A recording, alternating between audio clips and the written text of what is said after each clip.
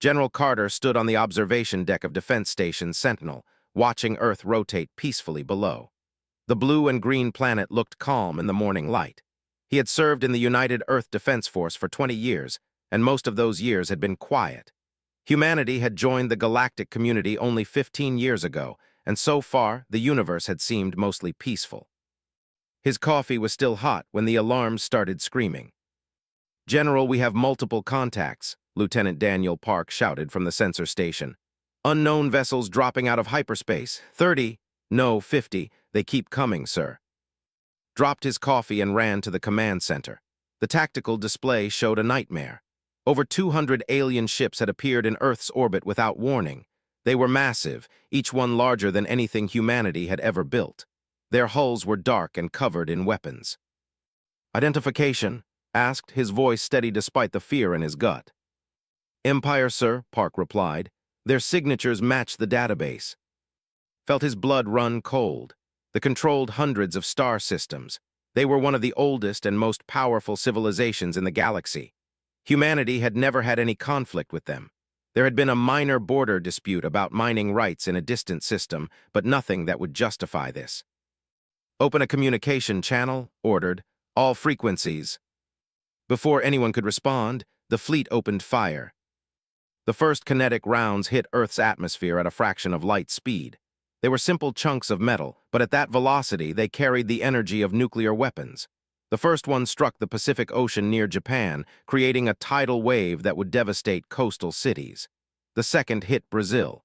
The third struck India. "Launch all defensive satellites," screamed. "Get every ship we have into space. Return fire."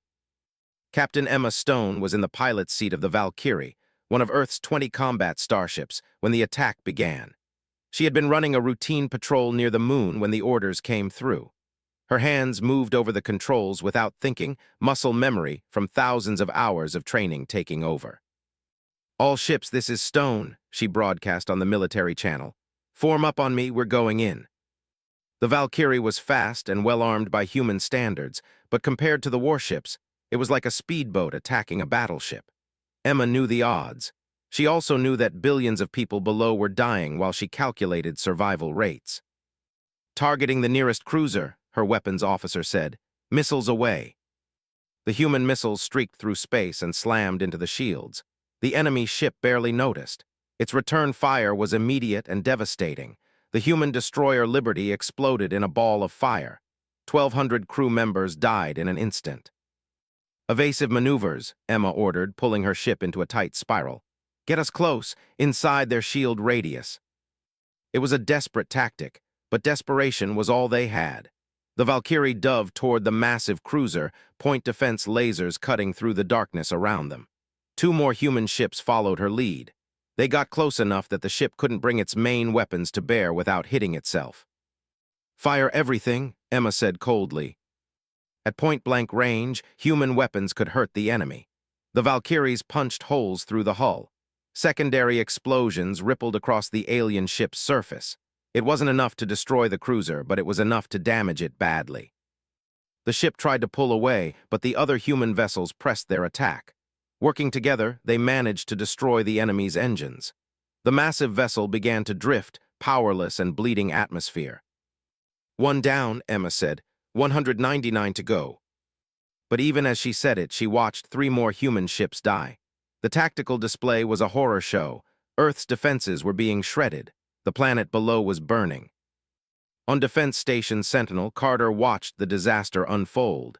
His station was still intact, but only because they hadn't bothered to target it yet.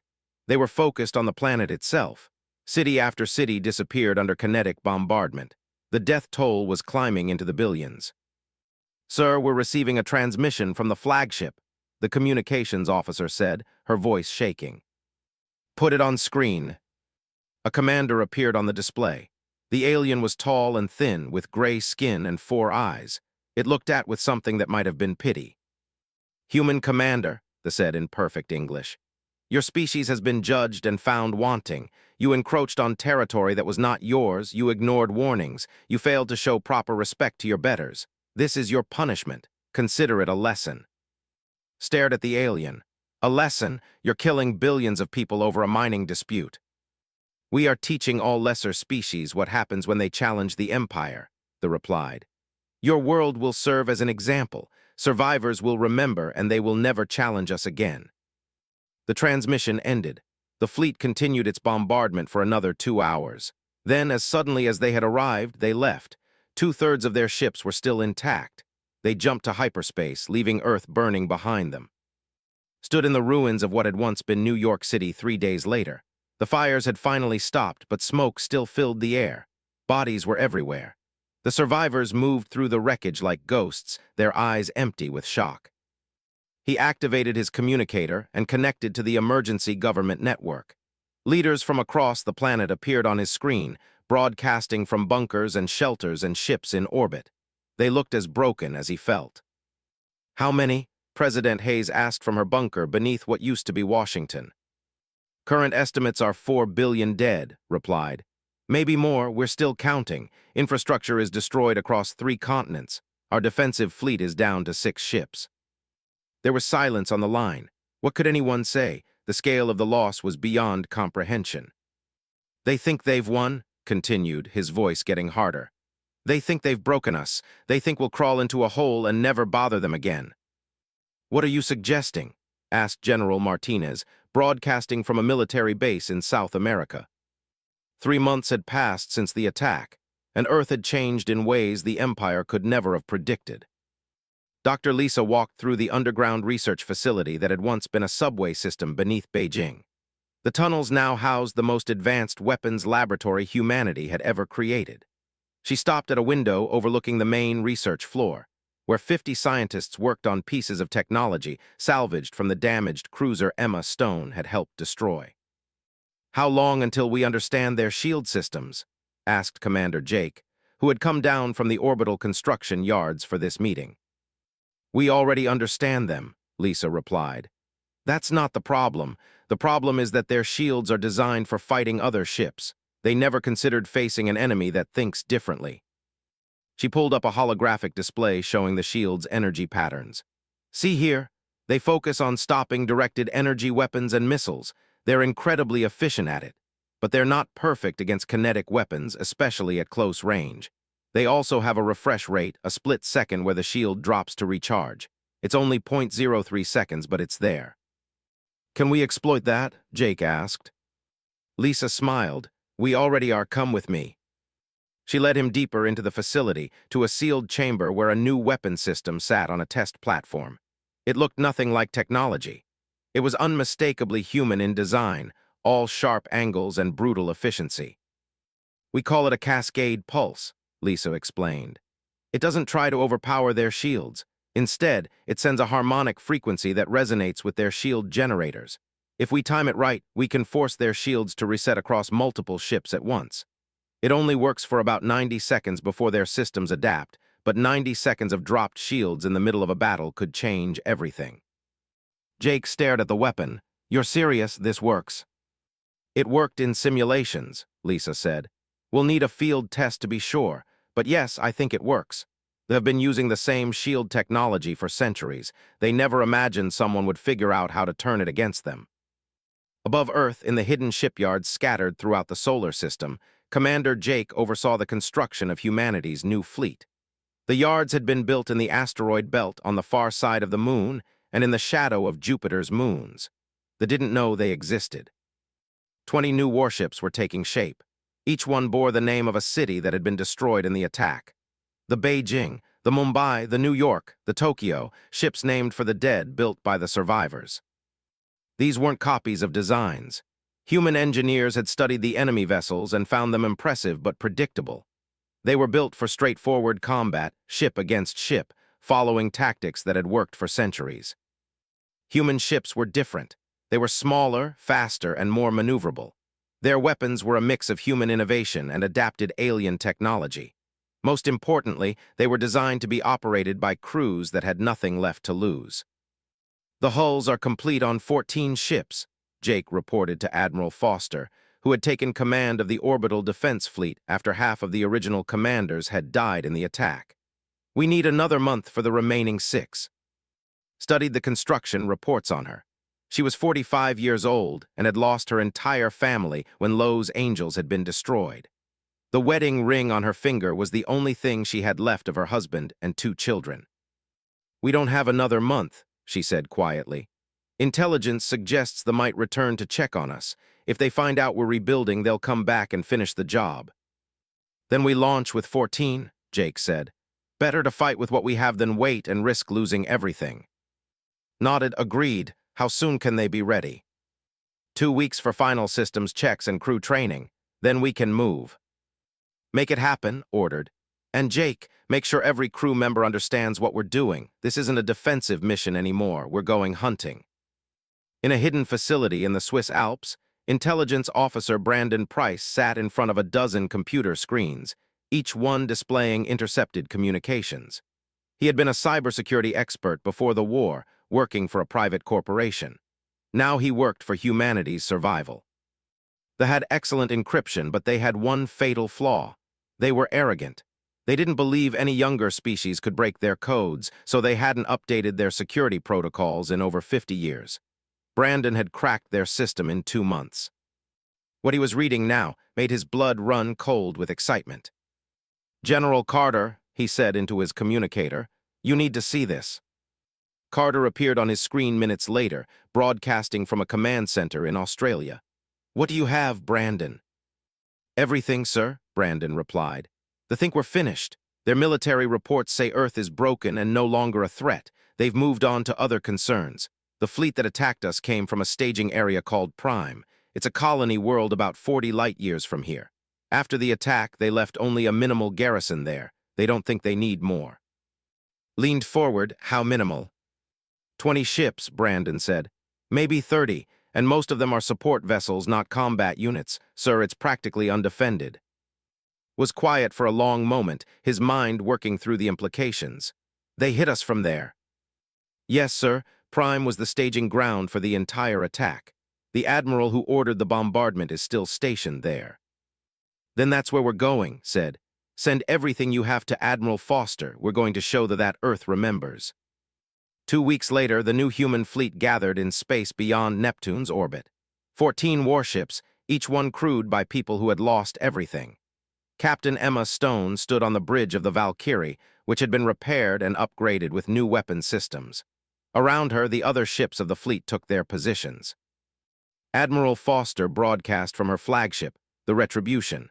The ship was larger than the others, built to carry the Cascade pulse weapon that Dr. Lisa had designed.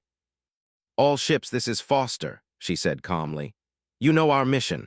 Prime is where they planned the attack on Earth. It's where they celebrated while our world burned. We're going to teach them that actions have consequences. We're going to teach them that humanity doesn't forgive. And we're going to teach them that when you hit us first, we hit back harder." Emma checked her systems one last time. Her crew was ready. Her weapons were charged. Her ship bore the name of a city that no longer existed. "Navigation," she ordered. "Set course for Prime, maximum speed." "Course laid in, Captain," her navigator replied. "All ships reporting ready," Admiral Foster announced. "Initiating jump in 10 seconds." Emma watched the countdown. 10 seconds until they went on the offensive. 10 seconds until humanity stopped being the victim and became the threat. The countdown hit 0. Space twisted around the fleet as the ships entered hyperspace. When they emerged, they would be in enemy territory. They would be outnumbered and far from home. But they would also be something they had never seen before. They would be humans with nothing left to lose and everything to prove. General Carter watched the fleet disappear from Earth sensors. He stood in the rebuilt command center, surrounded by officers who had survived the attack. Every person in the room had lost someone. Every person in the room wanted revenge. "How long until they reach Prime?" he asked. 6 hours at maximum hyperspace speed, an officer replied. Nodded. 6 hours until they learned that the war they thought they had won was only just beginning. 6 hours until the Empire discovered that humanity's silence over the past 3 months hadn't been surrender. It had been preparation. The human fleet emerged from hyperspace at the edge of the Prime system, and for a moment, everything was silent. Captain Emma Stone studied her tactical display. The planet hung in space before them, a green and blue world that looked almost like Earth. Around it orbited 36 vessels, just as Brandon Price had predicted. Defense stations dotted the orbital space. On the surface, millions of colonists went about their daily lives, completely unaware that death had just arrived in their system. "All ships, this is Admiral Foster," the command channel crackled. "Weapons free, show them what humans can do." The Valkyrie accelerated forward, and the rest of the fleet followed. They didn't even have time to raise their shields before the first human missiles struck home. Emma had chosen her target carefully. A cruiser that had been part of the attack on Earth, its hull still bearing scorch marks from defensive fire. Her weapons officer locked on and fired everything they had.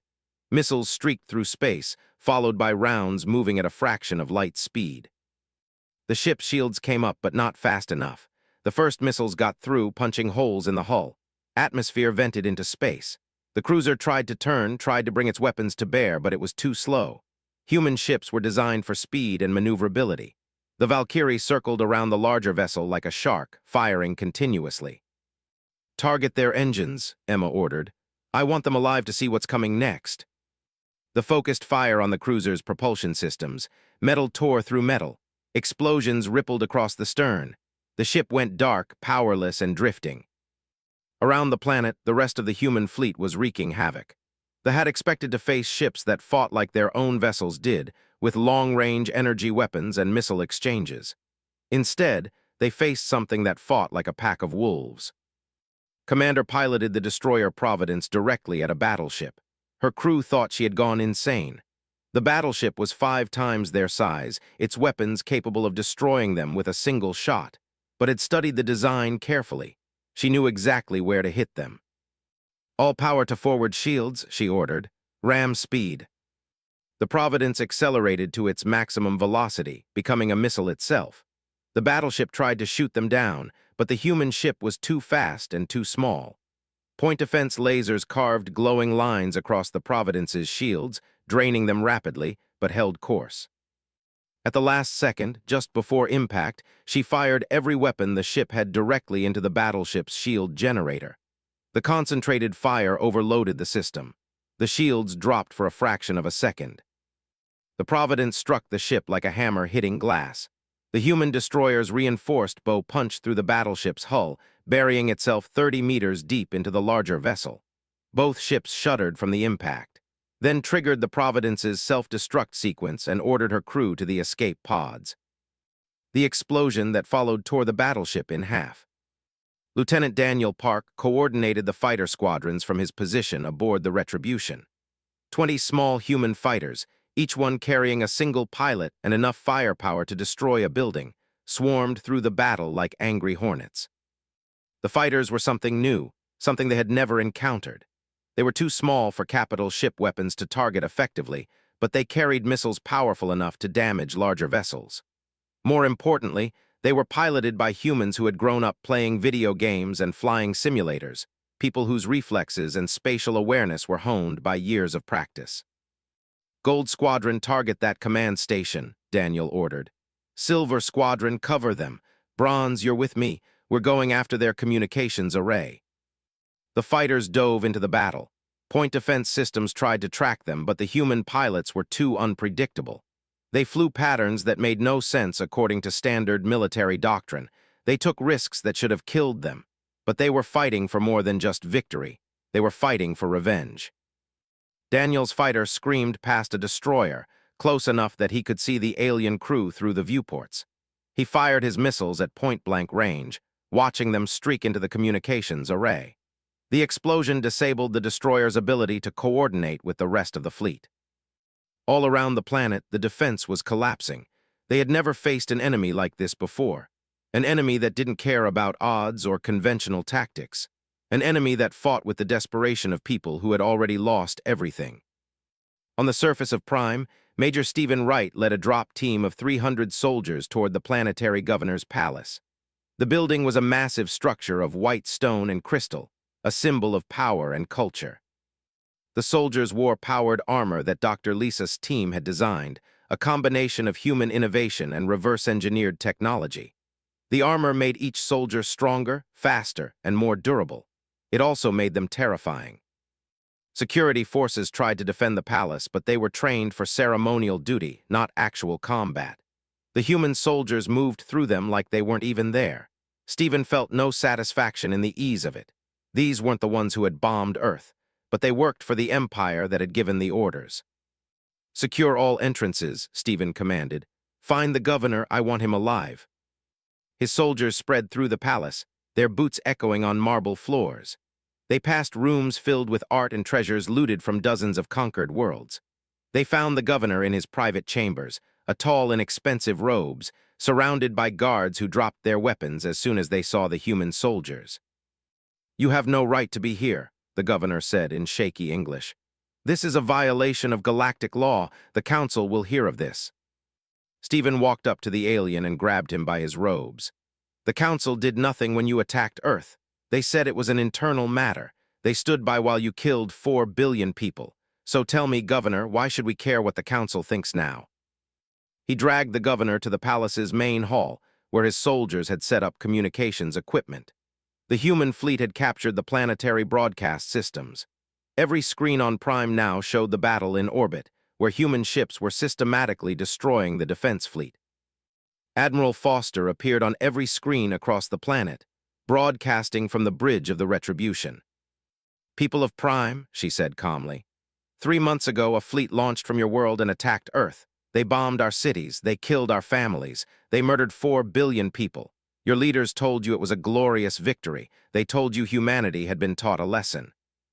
The camera zoomed out to show the tactical display behind her, showing the burning ships and the intact human fleet. "This is Earth's response," continued. "We want you to understand something. We didn't come here to conquer your world. We didn't come to kill your civilians. We came to deliver a message." The broadcast switched to show General Carter standing in the ruins of New York City. Behind him, rescue workers were still pulling bodies from the rubble. "The Empire hit Earth first," said, his voice hard as iron. "You thought that meant you won. You thought we would crawl away and hide. You were wrong. When you hit humanity first, all you did was show us where you live. All you did was give us a reason. Now we're coming for you." He paused, letting his words sink in. "This attack on Prime is just the beginning," continued. "Every world that supported the attack on Earth will face consequences. Every ship that participated will be hunted down. Every officer who gave the orders will answer for what they did. You thought you were teaching us fear. Instead, you taught us rage. And humanity never forgets." The broadcast ended. On the surface of Prime, millions have stared at their screens in shock. This wasn't supposed to happen. Lesser species didn't strike back. They accepted their punishment and moved on. That was how the Empire had worked for centuries. But humans weren't like other species. They were learning that now. In orbit, Emma Stone watched as the last warship attempted to flee. Its engines were damaged, and it limped toward the hyperspace limit, trailing debris and atmosphere. She could have destroyed it easily. Instead, she let it go. "Why are we letting them escape?" her weapons officer asked. "Because they need to tell the story," Emma replied. "They need to tell the Empire what happened here. They need to spread fear." Admiral Foster gave the order to withdraw. The human fleet had accomplished its mission. They had proven that Earth could strike back. They had proven that they weren't invincible. As the ships prepared to jump back to hyperspace, Stephen Wright stood in the governor's palace and planted a flag. It was Earth's flag, the same design humanity had used for centuries. Blue and green like the planet, white stars for the nations that had united. It was scorched and torn, salvaged from the High Commander stood in the war room of the Imperial Palace, staring at the holographic display that showed the burning wreckage of Prime's defense fleet. Around him, the members of the War Council sat in shocked silence. In 300 years of service, had never seen an expression like this on their faces. Fear. "Explain to me," he said slowly, his 4 eyes fixed on the intelligence officer who had delivered the report. "How a primitive species that we nearly destroyed 3 months ago managed to strike one of our major colonies." The officer trembled. "High Commander, our analysis suggests they reverse-engineered technology from the ships we lost during the Earth attack. They combined it with their own innovations to create vessels that fight differently than anything we've encountered." "Differently?" Council member asked. "What does that mean?" "They use suicide tactics, High Commander. They ram our ships. They get close enough that our main weapons can't target them. Their pilots take risks that no rational military force would accept. It's as if they don't care whether they survive. Turned back to the display. The human attack had been surgical and brutal. They had destroyed or disabled 37 ships, bombed military installations across Prime, and then left before reinforcements could arrive. Casualties among military personnel numbered in the thousands, but more importantly, they had struck at the Empire's pride. "Where is the human fleet now?" he demanded. "Unknown, High Commander. They disappeared into hyperspace. We believe they returned to their home system, but we can't be certain." Another council member spoke up, her voice sharp with anger. "This is unacceptable. We must launch a retaliatory strike immediately, finish what we started, destroy Earth completely." "No," said firmly. "That's exactly what they want. They attacked Prime knowing we would respond. They're trying to draw us into their kind of war where conventional tactics don't work. We need to approach this differently." He pulled up a star map showing territory. They hit Prime because it was the staging ground for the Earth attack. What other targets might they consider legitimate? The intelligence officer highlighted several locations. Supply depots, communication relays, military installations, all the infrastructure we used to support the Earth operation. "Deploy additional forces to protect those locations," ordered. "And summon Admiral Al. If anyone can predict and counter these humans, it's him." Meanwhile, the human fleet was anything but idle. General Carter had planned their campaign carefully. Prime was just the first strike. Over the next month, human ships appeared throughout space like ghosts, hitting targets and disappearing before the Empire could respond. Captain Emma Stone led a raid on a supply depot near the sector. Her squadron of 4 ships arrived without warning, destroyed the depot's defenses, and captured or destroyed 3 months' worth of military supplies. The sent reinforcements, but by the time they arrived, the humans were already gone. Commander, who had survived the destruction of the Providence by escaping in a pod, now commanded a new ship called the Defiance. She specialized in hitting communication stations, the networks that allowed the Empire to coordinate its vast military. Each station she destroyed made the Empire a little bit blinder.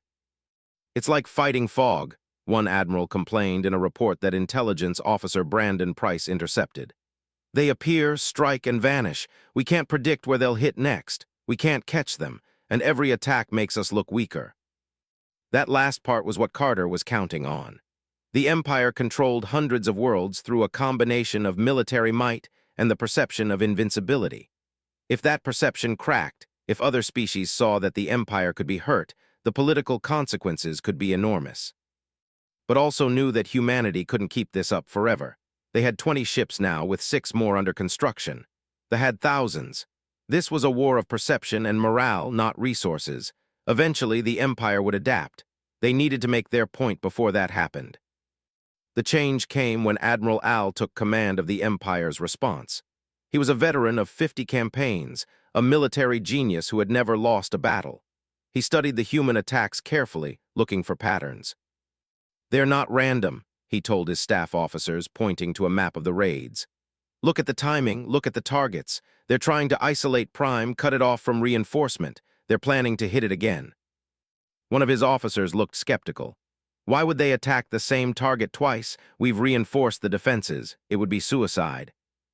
"Because they want revenge," Al replied. "They want to hurt us where they know it matters. Prime is symbolic. It's where the attack on Earth was planned. They won't be satisfied until they've made a statement there." He began moving ships into position, pulling vessels from across the sector. The Fourth Fleet, over 200 ships, the largest mobile force the Empire could assemble on short notice. He positioned them in nearby systems, ready to jump to Prime's defense at a moment's notice. "When the humans come back," he told his captains, "we'll be waiting, and this time we'll end them." Back on Earth, Dr. Lisa was working on the final calibrations for the Cascade pulse weapon. The device had performed well in tests, but she knew they would only get one chance to use it in real combat. After that, they would adapt their shields, and the advantage would be gone. Commander Jake brought news from the shipyards. "The final 6 ships are complete. That brings our total combat-ready vessels to 26. We also have 15 fighters for each ship, and we've trained enough pilots to crew them all." "It's not enough," Lisa said quietly. Intelligence reports say they are gathering a major fleet. If they catch us, numbers will matter. Then we need to make sure numbers don't matter, Jake replied. We need the Cascade Pulse to work perfectly. Lisa looked at the weapon system, all of humanity's hope contained in one experimental device. It will work, she said. It has to. Brandon Price's intelligence network continued to intercept communications. What he was learning worried him. The Empire was organizing a massive response. Admiral Al was a name that appeared repeatedly in the intercepts, always associated with victories and successful campaigns. He reported his findings to General Carter. Sir, they're not just reinforcing their defenses, they're setting a trap. Al is positioning the Fourth Fleet in systems near Earth's colonies in the sector. If we go there, we'll be walking into an ambush. Studied the star charts. Was where humanity had established its first colonies outside the solar system. 3 worlds, each with a few 100,000 settlers. If they took them, humanity would lose not just territory but its future. They're forcing our hand, he said. If we don't defend, we lose the colonies, but if we go there, we face their entire fleet. It's a no-win scenario, Brandon agreed. Smiled grimly. There's no such thing as a no-win scenario. There's just scenarios where victory costs more than we want to pay. The question is, are we willing to pay it?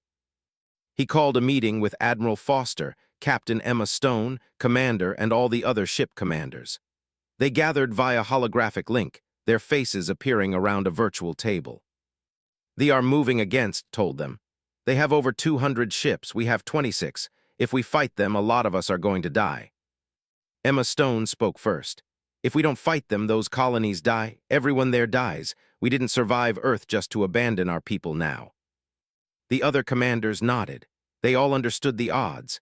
They also all understood that some things mattered more than survival. Then we fight, Admiral Foster said. But we fight smart. Lisa, is the Cascade Pulse ready? Yes, Admiral, but I can't guarantee it will work in full combat conditions. The theory is sound, but we've never tested it against multiple capital ships. We'll test it in battle then, replied.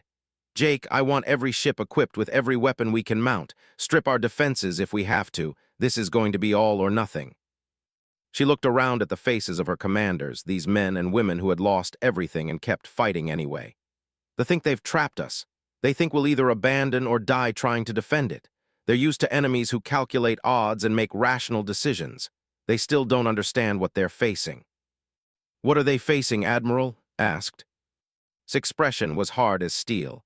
They're facing humans who remember, humans who will never forgive, humans who understand that some battles are worth dying for because the alternative is worse than death.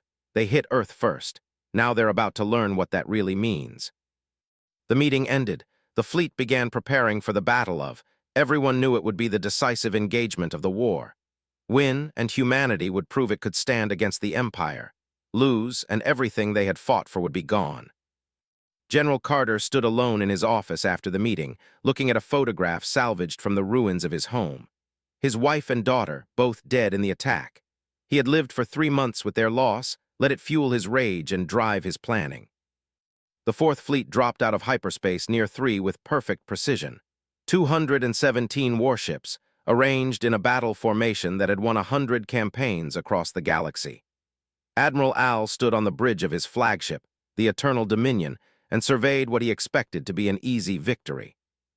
Then the sensors registered something impossible. The human fleet was already there, positioned in a defensive formation around the colony. Not scattered or caught by surprise, but ready and waiting. They knew we were coming, Al's tactical officer said in surprise. Of course they knew, Al replied. They've been intercepting our communications. I counted on it. They had to be here. Now we have them exactly where we want them. He studied the tactical display. 26 human ships against his 217. The odds were overwhelming. Even accounting for the humans' unusual tactics, there was simply no way they could win. This would be the end of Earth's rebellion. All ships advance, he ordered. Maintain formation. Let's show these primitives the price of challenging the Empire. On the bridge of the Retribution, Admiral Foster watched the fleet approach. Her heart was pounding, but her hands were steady. Around her, the bridge crew worked at their stations with quiet focus. They all knew the odds. They all knew they were probably going to die. They were here anyway. General Carter reports he's in position on the surface, her communications officer said. Ground forces are ready. Nodded had taken a battalion down to 3 to organize the colony's defense. If the space battle went badly, the would land troops. It would be humanity's last stand. All ships, this is Foster, she broadcast. Hold formation, wait for my signal, we only get one shot at this. Captain Emma Stone sat in the cockpit of the Valkyrie, her fingers resting lightly on the controls. Her ship was positioned at the front of the human formation, exactly where she wanted to be. Around her, the other ships of the fleet took their positions. The Beijing, the Mumbai, the Tokyo, ships named for the dead, crewed by the survivors. Emma, her communications officer, said quietly, "There are so many of them." "I know," Emma replied. "That's their weakness. They think numbers are everything. They're about to learn different." The fleet continued its advance, massive ships moving with the confidence of absolute superiority. They opened fire when they reached optimal range, hundreds of energy weapons lighting up the darkness. Human shields flared as they absorbed the impacts, draining rapidly under the assault. "Return fire," ordered. "All ships execute pattern Delta." The human fleet broke formation suddenly, scattering in a dozen different directions. It looked like panic, like a rout. The ships moved to pursue, their formation spreading out to chase the fleeing humans. Admiral Al frowned. "Maintain formation," he ordered his fleet. "Don't let them separate us."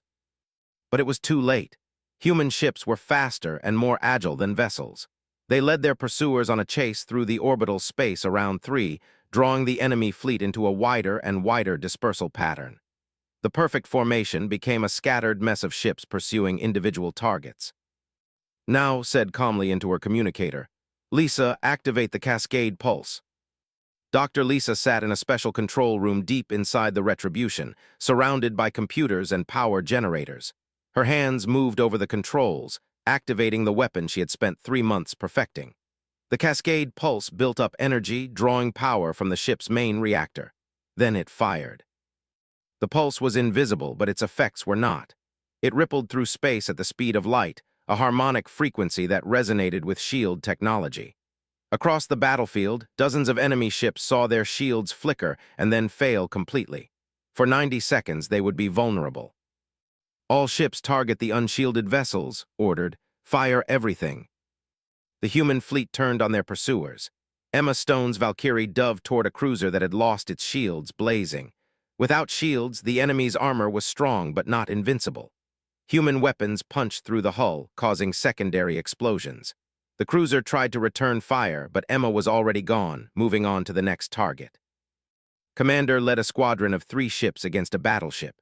Normally, attacking a battleship with 3 destroyers would be suicide, but without shields it was possible. The destroyers swarmed around the larger vessel, firing from multiple angles. The battleship's weapons couldn't track all of them at once. Explosions rippled across its hull. The fighter squadrons launched. Lieutenant Daniel Park led his wing through the chaotic battle, targeting the shield generators of ships that still had their defenses up. The fighters were too small for capital ship weapons to track effectively, and they exploited that advantage ruthlessly. They flew in close, launched missiles at point-blank range, and darted away before the enemy could respond. 90 seconds passed. The shields came back online. But in those 90 seconds, humanity had destroyed or crippled 43 enemy ships. The odds had shifted from impossible to merely terrible. Admiral Al stared at his tactical display in shock. 43 ships, nearly a fifth of his fleet gone in 90 seconds. What kind of weapon could do that? "Regroup," he ordered. "Reform the battle line, all ships focus fire on their flagship." The fleet began to pull back together, concentrating their fire on the Retribution. Energy weapons hammered at the human flagship's shields, felt the ship shudder with each impact. "Shields at 40%, her tactical officer reported. 30%, 20%. "All power to forward shields," ordered. "Helm, take us into the middle of their formation." Her crew looked at her in shock. "Admiral, if we go in there, we won't survive." "I know," said calmly, "but we'll take a lot of them with us, and while they're focused on us, the rest of our fleet can hit their flanks. Do it." The Retribution accelerated toward the center of the formation. It was a suicide run, but it was also brilliant tactics. The ships all turned their weapons on the approaching flagship, trying to destroy it before it reached them. That meant they weren't shooting at the other human ships. Emma Stone saw what was doing and immediately understood. "All ships, hit them from the sides," she broadcast. "Don't let the Admiral's sacrifice be for nothing." The human fleet attacked the formation from multiple directions. Ships darted in and out, firing and evading, using their speed and agility to compensate for inferior firepower. They were being forced to fight the kind of battle they were worst at, close-range chaos where their superior numbers meant their ships were as likely to hit each other as the enemy. On the surface of 3, General Carter watched the battle through his binoculars. He could see the explosions in orbit, see the flashes of weapons fire. The scale was too large to follow individual ships, but he could tell the battle was intense. "Sir, we're getting reports of landing craft," Major Stephen Wright said. "They're trying to land troops." "Then we stop them," replied. He had 1,500 soldiers and 3,000 armed colonists. They would have thousands of troops, but humans had already proven they could win fights where they were outnumbered. "All units, defensive positions, make them pay for every meter." In orbit, the Retribution was dying. Its shields were gone. Hull breaches vented atmosphere into space. Half the crew was dead or wounded, but the ship kept fighting, kept moving forward into the heart of the formation. "Admiral," her communications officer said weakly, blood running down his face from a head wound. "The Cascade pulse is recharged. Doctor says we can fire one more time." Looked at the tactical display. One more pulse would take out the shields again, but the Retribution wouldn't survive long enough to take advantage of it. Unless... "Tell Lisa to fire the pulse," ordered. "Then tell all crew to abandon ship, everyone to the escape pods now." "Admiral, what about you?" "I'm staying," said.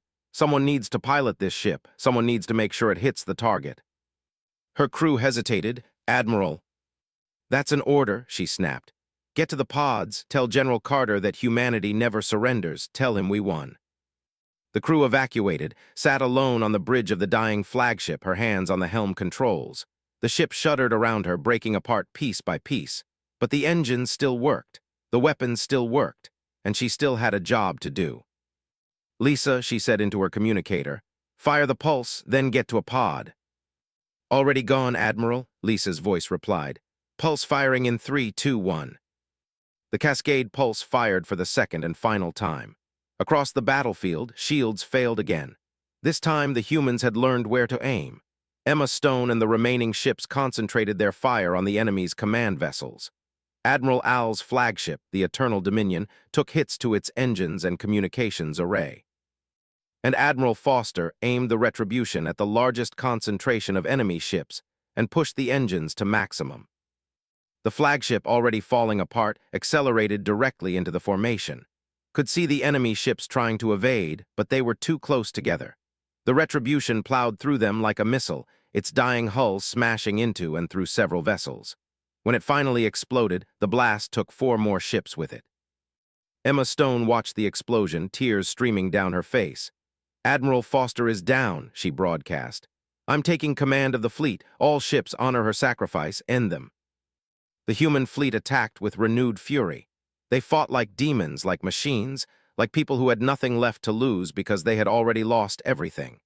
Ship after ship traded fire at point-blank range. Human vessels that were damaged beyond repair rammed themselves into enemy ships rather than retreat. Admiral Al watched his fleet disintegrate around him. This wasn't possible. His forces still outnumbered the enemy, but numbers didn't matter when your opponent was willing to die to win. The humans weren't trying to survive. They were trying to make their deaths count. "All ships retreat," he finally ordered. "Fall back to the hyperspace limit." The fleet began to pull away. They had won technically. They still had more ships operational than the humans did, but they had lost over 100 vessels. A third of the Fourth Fleet destroyed or crippled. And the humans were still fighting, still pursuing them even as their own ships fell apart. Commander's ship, the Defiance, had lost engines and weapons. It was drifting, powerless. But she broadcast one final message to the retreating. "That's right. Run. And when you get back to your empire, you tell them what happened here. You tell them what it costs to attack Earth." The fleet jumped to hyperspace, leaving the humans behind. Emma Stone took stock of the surviving vessels. They had started the battle with 26 ships. Now they had 9 still capable of fighting, and another 4 that might be repaired. They had lost thousands of people, including Admiral Foster. But they had won. Against impossible odds, they had driven off the largest fleet the Empire could assemble. On the surface, the landing forces had retreated when their fleet. General Carter stood in the colonial governor's office and opened a communication channel that would broadcast across the entire empire. He had Brandon Price hack into their communications network to ensure every world received the message. General Carter stood in front of the camera, his uniform torn and dirty, his face hard with determination. "People of the Empire," he said, "today you sent your 4th Fleet to destroy the human colonies You sent over 200 ships against our 26. You thought the odds were in your favor. You thought numbers would win." He paused, letting the weight of his words sink in. "Your 4th Fleet is retreating. Over 100 of your ships are destroyed or disabled. Thousands of your people are dead. You came here to prove your strength. Instead, you proved that you still don't understand what you're facing." Behind him, the image changed to show the burning wreckage of ships orbiting 3. 4 months ago, you attacked Earth. You killed billions of people. You thought that made you strong. You thought that made you feared. All it did was teach us that we can't coexist with an empire that considers murder an acceptable negotiation tactic. His voice became harder, colder. "You hit Earth first. You keep asking why we won't stop fighting, why we won't surrender. The answer is simple. You showed us that surrender means death. You showed us that peace with you is impossible, so we chose war, and we chose to win." He leaned toward the camera. "This is what happens when you attack a species that has nothing left to lose. This is what happens when you awaken something that won't stop until either you're defeated or we're all dead. You thought we were weak because we're young. You thought we were primitive because we didn't have your technology. You were wrong." The image changed again, showing human soldiers standing over captured equipment, human ships patrolling the orbital space around. "We're not asking for peace," continued. "We're not begging for mercy. We're telling you how this ends. It ends with you understanding that humanity is not your victim. It ends with you respecting us, not because you choose to, but because you have to. It ends with you accepting that some species don't break when you hit them. They hit back harder." He straightened. "You hit Earth first. Now we've shown you what that means. The question you need to ask yourselves is, how much more are you willing to lose before you accept that you made a mistake? Because we're willing to lose everything. We already did. All that's left is deciding how many of you come with us." The transmission ended. In the Imperial Palace, High Commander sat in silence, staring at the blank screen. Around him, the War Council was equally quiet. The 4th Fleet, the largest mobile force they could assemble, had been defeated. Not destroyed, but defeated. Driven off by an enemy they had dismissed as insignificant. "What do we do?" one council member asked. Thought about the human general's words, about the determination in his eyes, about the fact that they had fought to the death even when victory was impossible, about the fact that they had won anyway. "We negotiate," he said finally. "We contact the Galactic Council. We propose a formal peace treaty with humanity, with trade rights, diplomatic recognition, everything they would need to be treated as equals." "But that would be admitting we were wrong to attack them," another council member protested. "We were wrong to attack them," said bluntly. "We attacked them thinking they would break. They didn't break. They became something we can't defeat without destroying ourselves in the process. The question isn't whether we were right or wrong. The question is whether we're smart enough to stop before this war destroys us both." He looked around at the council. "The humans are correct. We hit them first. We started this war. Now we need to be wise enough to end it, because they've proven they'll never stop, and I'm not willing to sacrifice the entire empire to teach them a lesson they've already learned." 6 months later, representatives from Earth and the Empire met on a neutral space station under the supervision of the Galactic Council.